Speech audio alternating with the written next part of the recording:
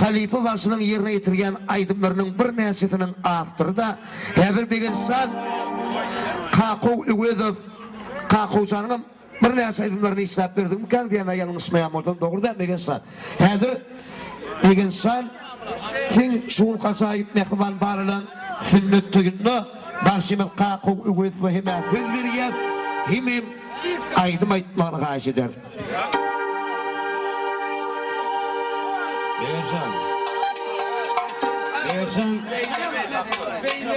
Beyazan sahil olunur. Beyazan sahilim bilmeyin.